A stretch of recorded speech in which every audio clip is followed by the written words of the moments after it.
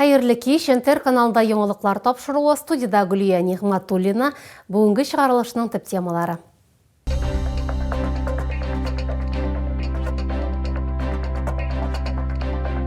Запас жетерлік. Рүстем Минниханов бензин белән ажиотаж аркасында ягулык станцияларын даими тикшерүгә кушты. Махсус хәрби операцияда катнашучылар һәм аларның гаиләләре игътибар үзәгендә. Ярдәм итү чаралары исемлеген расладылар. Түбән Камалар исәбендә 7 медаль. Радмир Биляев Обилимпикс җиңүчеләре белән очрашты. Җәйге ял Камский Артек лагерында яңа смена башланды. Изге чишмә риваятләре. Татарстанда җәй проекты кысаларында беренче тематик экскурсия узды.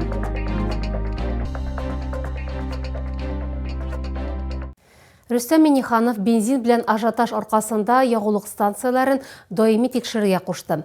Элек бер ягулык салу станциясе тәүлегенә 15 тонна сатса, хәзер шул ук күләмне 6 сәгатьтә алып бетерәләр. Сәбәбе ягулыкны күпләп сатып алу. АЗСта бензинны канистрларга агызуны тыю гамәлдә. Ләкин барысы да бу кагыйдәне үтәми. Нәтиҗәдә километрлы чиратлар һәм ясалма дефицит барлыкка килә. Халыкка бензинны ихтыяҗ булганда гына салырга һәм паникага бирелмәскә киңәш итәләр.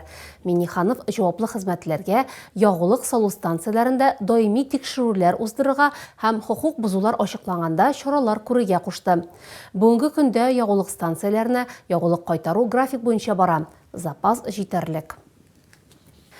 Татарстанда махсус операцияда катнашучыларга ярдәм итү чаралары исемлеген расладылар.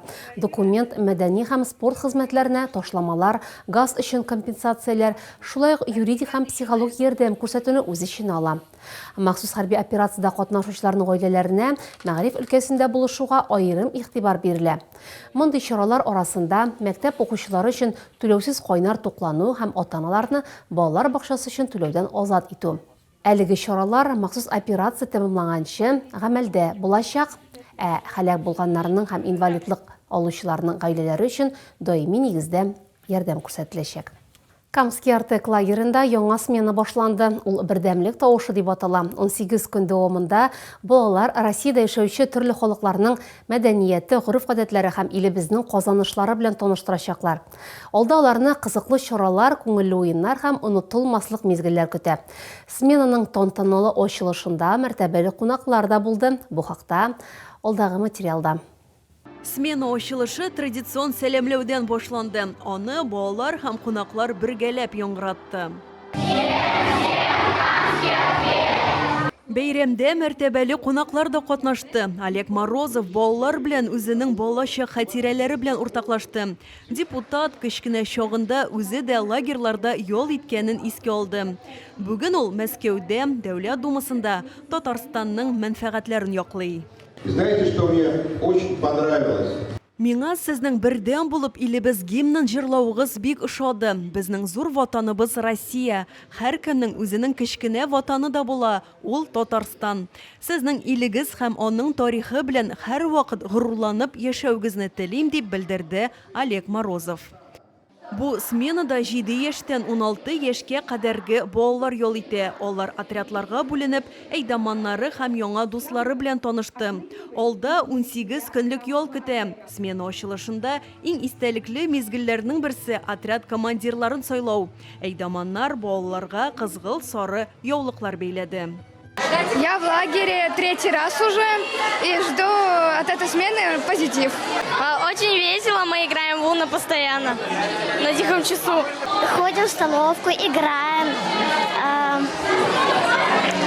проходим квесты всякие. Смена ачылышы ахырында балалар Камский Артек антын кабул итте. Алар намуслы, актив һәм дус тату булырга сүз бирде. Альбина Вәлиева, Светлана Шумкова, Илья Челноков, НТР яңалыклары. Химиклар проспектында 16 июльдән масштаблы юл эшләре башлана. Хәрәкәт өлешчә шикләнәчәк. Иртәнге 7дән Корабельный урамыннан алып Төзүчеләр проспектына кадәрге участокта белгечләр асфальт, бетон түшәмәне фрезерлауга кирешәчәкләр. Ремонт эшләрен тоткарлыксыз башкаруны тәэмин итү өчен автомобиль хуҗаларына юл буенда машиналарын калдырмауларын сорыйлар. Безнең чыгарылышларны НТРның рәсми сайтында һәм ВКонтакте шелтәрендәге Татарлайф аккаунтында карый аласыз. Шулай ук Макс төркеменә рәхим итегез.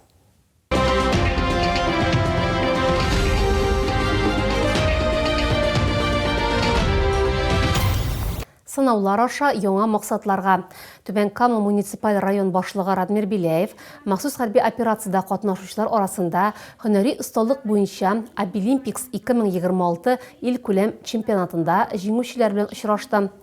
Бәйгедә катнашучылар билгеләп үткәнчә, чемпионат махсус хәрби операциядан кайткан ветераннарга һөнәри реабилитация узу, яңа юнәлешләр һәм һөнәрләр үзләштерү, киләчәк карьераларын ышанычлы үстерү өчен киң мөмкинлекләр ача. Исегезгә төшерәм, быел Түбән Камалар исәбендә 7 медаль, 3 алтын, 2 көмеш һәм 2 бронза. Чемпионатта безнең шәһәрдән 14 кеше катнашты. Түбән Камада Татарстанда җәй проекты кысаларында Изге Чишмә риваятләре дип исемләнгән беренче тематик экскурсия узды. Изге Чишмәнең тарихы, бу урын белән бәйле риваятләр, Кама елгасы турында халык хәтерендә сакланган легендалар һәм рәссам Әхсән Фәтхетдинов мирасы белән танышу өчен 50-гә якын кеше җыелды.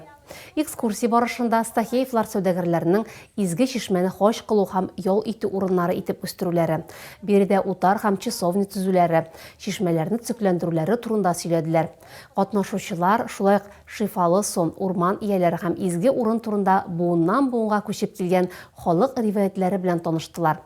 Экскурсоводлар Изге Чишмә тарихының Әхсән Фәтхетдинов исеме белән бәйләнешен һәм ни өчен нәкъ менә биредә рәссам исемендәге музей ачылуын да аңлаттылар. Әгәр сезгә яңалык ошаса, яисә күрми калсагыз, безнең тапшыру кичке 11-дә һәм иртәнге сәгать 6-да кабатлап күрсәтелә. Алда сезне һава торышы турында мәгълүмат көтә. Безнең белән булганыгыз өчен рәхмәт, исән-имин булыгыз.